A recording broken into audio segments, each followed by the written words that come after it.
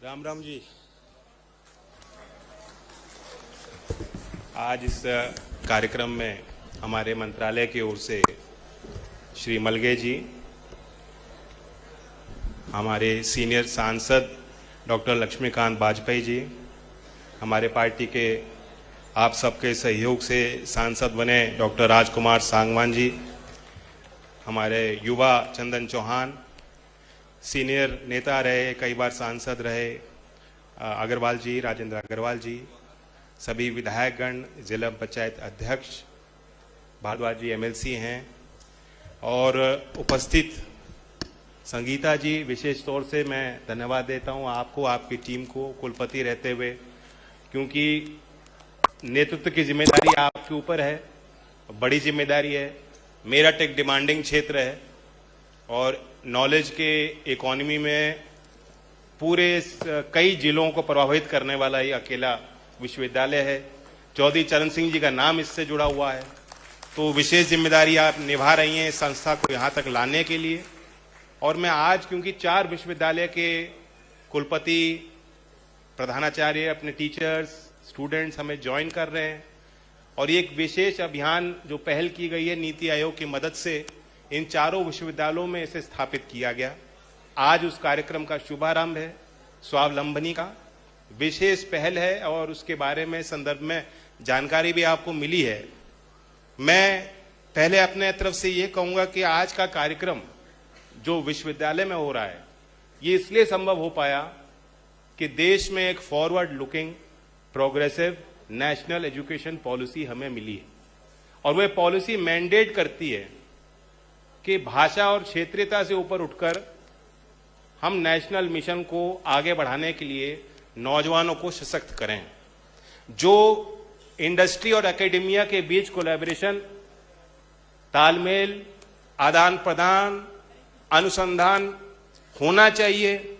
स्कूली व्यवस्था से लेकर विश्वविद्यालय तक हायर एजुकेशन में कौशल विकास और उद्यमिता की जो संभावनाएं हैं, वे बच्चों के हृदय, मन में, दिल में सीड होनी चाहिए। ये इसलिए संभव है कि हमें एनईपी 2020 मिली, और ये नीति पूरे देश के लिए है, एक राज्य के लिए नहीं है, किसी एक नेता के लिए नहीं है। मैं बहुत अनुभवी और सीनियर हमारे चीफ मिनिस्टर दक्षिण भारत के श्री स्टालिन जी को ये संदेश देना चाहता हूं।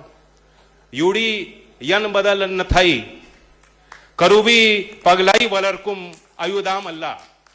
तमिल भाषा में मैंने शब्द बोले हैं, इतनी सुंदर भाषा है, और इसका यह अर्थ ये निकलता है कि language is a tool for fostering friendship, it's not a weapon for fostering enmity. हमारे आंध्र प्रदेश के बच्चे देख रहे हैं, they should also have a right, if they are Telugu speakers residing in Tamil Nadu, that we must build the capacity in government schools, that a Telugu speaking student and family, if they are shifted there or they are residing in Tamil Nadu, they should have the facility to learn Telugu. भारतीय भाषाओं के प्रति हमारे उत्तर प्रदेश के भी एक बड़े दल की जो पहले कोशिश रहती थी, तमाम प्रयास रहते थे भारतीय भाषाओं के पक्ष में, और हिंदी के पक्ष में जो लोग और नेता बोलते थे, आज उनकी लाइन बिल्कुल राष्ट्र नीति के विपरीत मुझे दर्शाई दी गई। हालांकि वो अफसर नहीं है, लेकिन ये चीज मैं फ्लैग करना चाहता था। आप सब बुद्धिजीवी हैं और आप जानते हैं कि आज सरकार किस पॉलिसी को लेकर चल रही है। अभी यूरोपियन कमीशन, शायद पहली बार पूरा कमीशन यूरोप के बाहर किसी देश के साथ सीधा संवाद करने निकला है, और भारत पे आया पूरा कमीशन। प्रेसिडेंट, हमारे भारत सरकार के बीच तालमेल हुई, कई स्तरीय बातचीत हुई, और दोनों ही पक्षों ने यह विश्वास जताया कि बहुत जल्द व्यापार के क्षेत्र में, उद्यमिता के क्षेत्र में, कौशल विकास के क्षेत्र में, नई टेक्नोलॉजी के क्षेत्र में एक आदान प्रदान यूरोपियन यूनियन और भारत के इसके साथ जो है स्थापित होगा। ये एक संकेत है, जहां विश्व भर की अर्थव्यवस्था में एक बड़े व्यापक व्यापार के व्यवस्था के परिवर्तन के कारण अस्थिरता आई है, वहां दुनिया के निवेशक दुनिया के टेक्नोलॉजिस्ट, दुनिया के एकेडमिशियंस, दुनिया के लोग भारत को एक विश्वास के निगाह से देखते हैं, एक ट्रस्टेड पार्टनर के तौर पे देखते हैं और भारत की लोकतंत्र व्यवस्था को देखते हुए वे चाहते हैं कि भारत में वो निवेश भी करें, जिससे यहाँ हमारे बच्चों के लिए भी रोजगार के नए साधन और नई संभावनाएं बन सकती हैं। ये शुभ संकेत हैं। और अभी यूरोप में प्रधानमंत्री जी ने एआई पे पहला एक विश्व का समिट चेयर किया। ये सब संभावनाएं हमारे लिए तब खुली हैं क्योंकि हमारा देश का जो लीडरशिप है वो इस टेक्नोलॉजी को समझते हैं और उन्होंने इसको पुश किया है। कुछ ही दिनों में आज भी यहां वाधवानी के साथ एक एमओयू हुआ है। निस्बत और वाधवानी जो एआई को लेकर काफी कार्य करता है, रिसर्च करता है, कोर्स डेवलप करते हैं, तो एंटरप्रेन्योरशिप में एआई एम्बेडेड कोर्सेज को हम शुरू करेंगे निस्बत में। और पूरे स्कूली व्यवस्था में, क्योंकि आप सब जानते हो कि आज 6ठी और 8वीं कक्षा का बच्चा जिस तरीके से अपने मोबाइल को यूज कर लेता है, और 6ठी 8वीं कक्षा को भूल जाइए, चाहे 2nd 3rd क्लास के ही बच्चे आंख खोलते हैं और मोबाइल चलाना चालू हो जाते हैं। जो नई टेक्नोलॉजी को जिस प्रकार से यूथ सीख सकता है, उसी को देखते हुए स्कूल में भी फाउंडेशनल एआई और एआई रेडीनेस को व्यापक तौर पे हम पहले पायलट करके और फिर पूरी स्कूली व्यवस्था में एआई के प्रति लोगों को जागरूक करने के लिए कोर्स चलाने वाले हैं। मैं इस कार्यक्रम के बारे में बताना चाहता हूं कि उसका मुख्य उद्देश्य क्या है। पहले हम कहते थे women as beneficiary of scheme, यानी जो लाभार्थी है वो महिला होनी चाहिए। दूसरे देश के अनुपात में अगर आप देखें, स्टेम की शिक्षा में हमारे यहां बच्चियां बेहतर प्रदर्शन कर रही हैं और उसमें हर साल आप आंकड़े आते हैं, उसमें हम सुधार कर रहे हैं। लेकिन अभी भी जीडीपी में, आर्थिक गतिविधियों में, राष्ट्र के मुख्य धारा में जो महिलाओं की जो एक 50% से ज्यादा तो होनी चाहिए भागीदारी, वो अभी हम सुनिश्चित नहीं कर पा रहे हैं।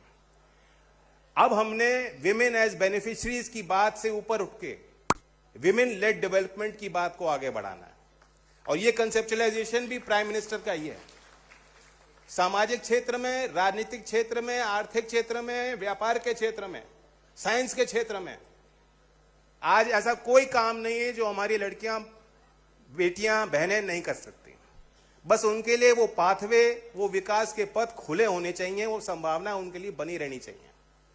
ये काम समाज का भी है। सरकार भी अपने नीति के तहत कार्यक्रम से इस मूल्य को, इस सिद्धांत को समाज में बेहतर तौर पे, ग्रामीण समाज में भी स्थापित करने के लिए तत्पर है। और ये स्वावलंबनी कार्यक्रम भी उसी कार्यक्रम का एक हिस्सा है। अभी वीसी जी ने, संगीता जी नाम बता रही थी कि कितने बड़े बड़े हमारे देश के उद्योग जगत के जो नाम है, फेमस पर्सनैलिटीज हैं, वो विमेन है। और डेटा हमें बताता है कि जब विमेन लेड एंटरप्राइज होता है, यानी जो कर्ता महिला होती है, जो कंपनी चला रही है, जो एंटरप्राइज देख रही है, तो उस लीडरशिप के कारण उनका प्रोफाइल बढ़ जाता है।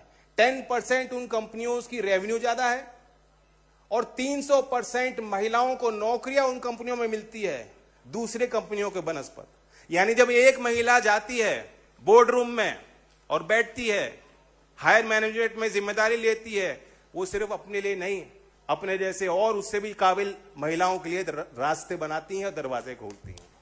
ये ग्लास सीलिंग है और उस संदर्भ में एक कार्यक्रम है कि हम महिलाओं को बेनिफिशियरी के तौर पे ना देखें, एक एंटरप्रेन्योर के तौर पे अगर आप विकसित करेंगे तो एक मल्टीप्लायर इफेक्ट समाज पे आएगा। जो बेटी आगे बढ़ेगी वो सिर्फ अपने अपने परिवार के लिए नहीं, समाज के लिए नई संभावनाओं को तलाशेगी और उन्हें संभव बनाएगी। तो इसलिए इस कार्यक्रम को बढ़ावा दिया जा रहा है। 600 बच्चों को पहले चरण में इसमें एक मौका मिलेगा, 4 विश्वविद्यालय में 600, और मैंने सोचा कि कम से कम 150 का हिस्सा तो मेरठ का भी बनना चाहिए। तो हमारे मेरठ के सभी जनप्रतिनिधि हैं, विश्वविद्यालय की पूरी टीम है। मैं उम्मीद करता हूं बढ़ चढ़कर बड़े गंभीरता से इस कार्यक्रम को लिया जाएगा। और अभी इस कार्यक्रम के बाद भी मैं, एक और बैठक है जहां एनएसडीसी भी कुछ एमओयूज सीसीएस के साथ हम लोग अनाउंस करने वाले हैं। न्यू टेक्नोलॉजी के स्पेस में, एंटरप्रेन्योरशिप के स्पेस में मेरठ की लोकल स्पोर्ट्स इंडस्ट्री से जुड़े कुछ महिला एंटरप्रेन्योर्स को विकसित करने के लिए कार्यक्रम है। मैं उम्मीद करता हूं कि सभी जनप्रतिनिधि भी उस कार्यक्रम में रहें। मैं फिर से बधाई और शुभकामनाएं आप सबको देता हूं। चारों विश्वविद्यालयों के जो हमारे बच्चे हमारे साथ आए और हमारी स्वावलंबनी, आपने पिंक कलर की टोपी पहनी है, मेरी भी घर में 2 बेटियां हैं, तो pink is also my favourite colour. आगे बढ़िए। Thank you. बहुत बहुत धन्यवाद सर।